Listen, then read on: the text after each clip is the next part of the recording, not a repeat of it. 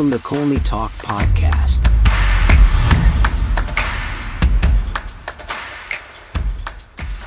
Hello, everyone. Hope you're doing well. You are listening to Colney Talk Podcast, a bite-size show. I'm your host, Alex, first-time guest. Thank you for joining. Welcome to the show. And to my returning listeners, glad to have you back. On this bite-size show, I talk a little bit about the Arsenal game and then pick out my top 3 Arsenal players who I think were great in the game and one player I consider the other guy who just had a poor game or just not good enough. What a reviving, celebratory conclusion of a game for this season. I'm really glad we ended on an amazing high note for so many reasons. The spirit of the team was alive and vibrant. I like that we were playing at home for this final game. It was the same lineup from the last game. Boy, were we in for a flawless game. Absolutely flawless. It was just a feeling of high spirits. It wasn't just a matter of just wanting an expectations. It was just there. A nice touch wearing the new home kit. I liked it. Looked really fresh with the stripes and all. Start of the game, same thing, like the usual positive traits, strong pressuring, regaining the ball in dangerous areas to have a chance, just moving in very high spirits and with confidence. And what was more interesting was seeing Jesus and Xhaka swapping positions. Intriguing, to say the least. I was expecting to have both of them swap back into usual positions. I know we've seen this happen on the backside, but not quite. It stayed that way.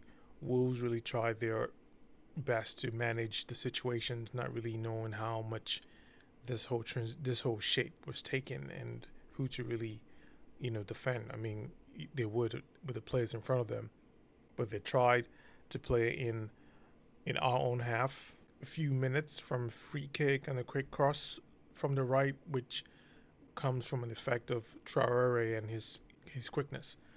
But then that was just it. Arsenal picked things up from there. Jesus looking very comfortable on the right. At least we just keep that in mind that he's such a good option to play that wing position. He moved with the ball, whipped the cross in for Xhaka's first goal. I mean, who would have thought? Such a nice header and deserving moment following the sentiments for Xhaka. We all know the story. Then Xhaka switched to his usual position, picked up a pass from Jorginho, dribbled into the box, 1-2 backheel pass from Odegaard, and fortunately everything just bounced in for Xhaka again for his second goal. It was it was such a highlight reel goal movement. I mean, that I'm sure about.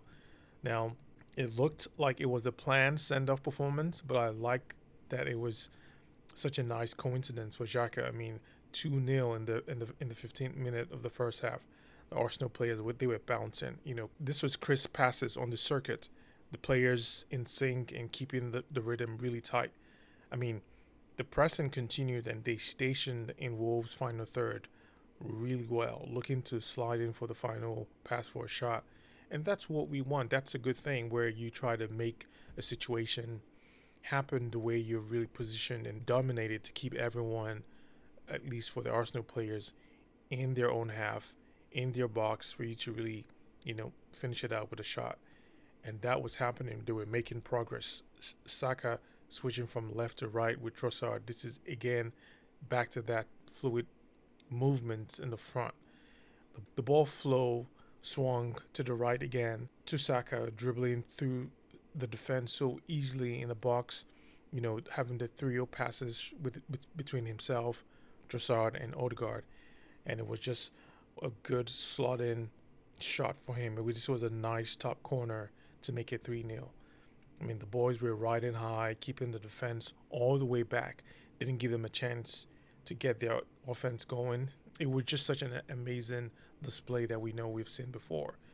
Arsenal controlled the ball, were moved in with very fluid sequence of play coming out of Wolves' press and transitioning into their box. Xhaka scuffed an open shot that would have been his hat-trick.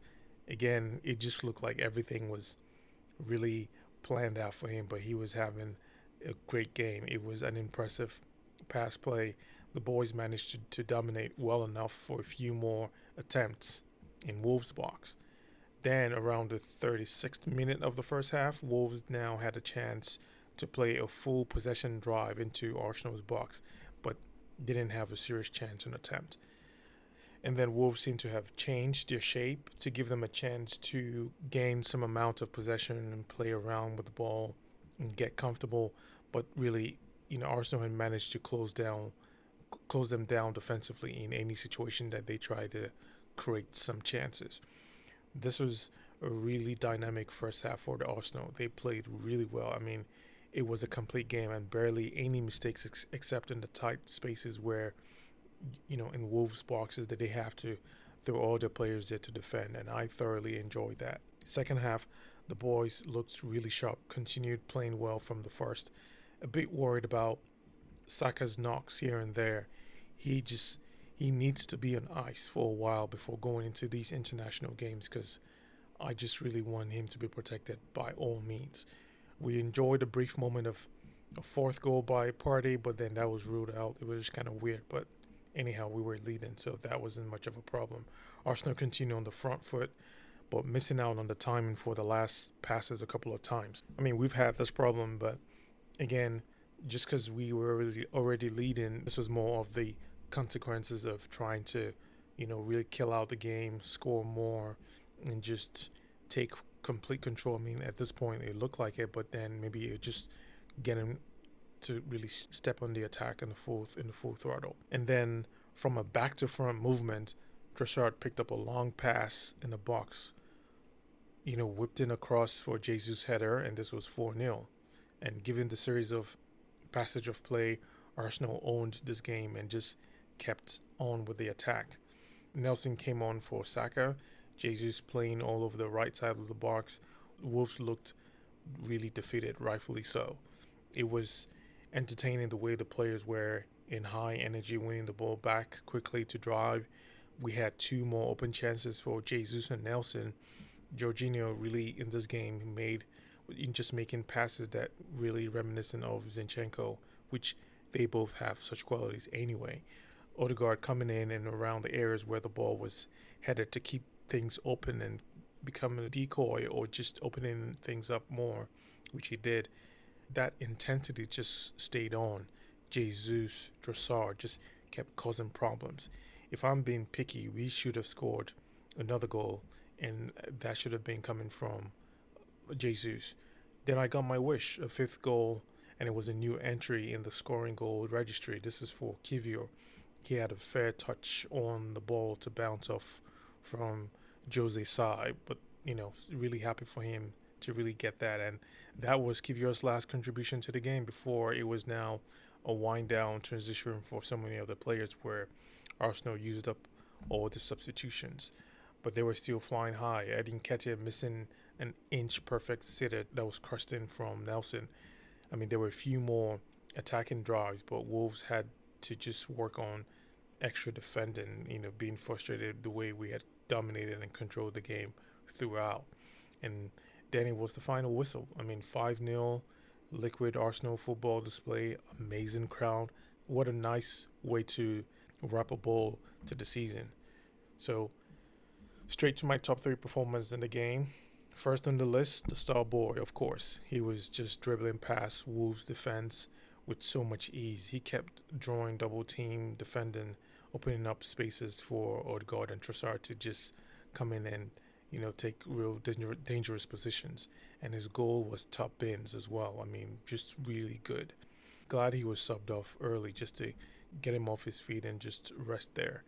The boy had played all season long without a miss. I mean, what a player, and a blessing to have him and secure him for much more years. I mean, this is just really just beautiful.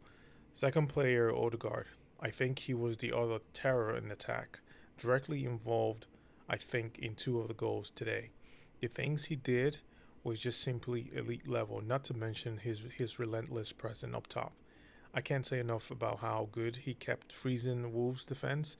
He just was just gliding past, keeping them in different situations where he felt faster than the rest of the whole players. And, that's just a trait that we definitely will enjoy from him in so many ways.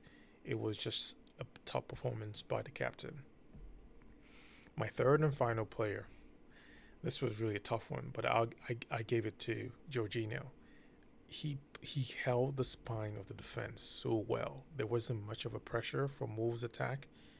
He was so press resistant, very intelligent in positions on where he would receive the ball to nullify any type of pressing formation that Wolves were coming to impose on us. He had a number of line breaking passes that you would see from Zinchenko. As I said, I thought he was just brilliant. I think he also was responsible for one or two goals, and that really started with his passes. Arsenal's quick transition to attack was so smooth because of him. He's building. I can see him building very good chemistry with Odegaard and Trossard. So there's definitely more to come, I'm sure. But I just couldn't. He was clearly, a standout player in this game.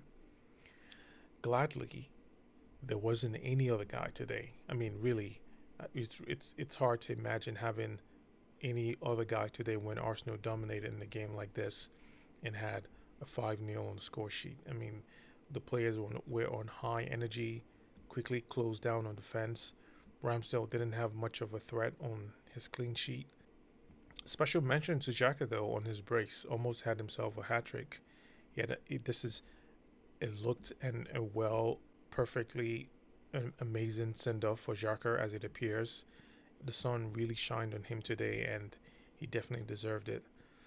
Well, folks, we did it. We achieved something great, really special. It was, for me, especially creating a stronger bond with the fans. I know it's going to take us far. I enjoyed it, and I appreciated the journey throughout the season. I believe there's more success to come as the team reflects on its shortcomings, because that's the only way we're going to get more success. Look back at those things that we didn't have, or the things that we lacked, in the situations that will prepare us for the upcoming season. But by and large, it was an incredible run. I believe we were all proud of. A huge thank you to everyone for staying with me on this first season of Colney Talk. I look forward to bigger and exciting things to come, so stay tuned on that. I hope you all enjoy your break. I will talk to you all next season. Until then, take care.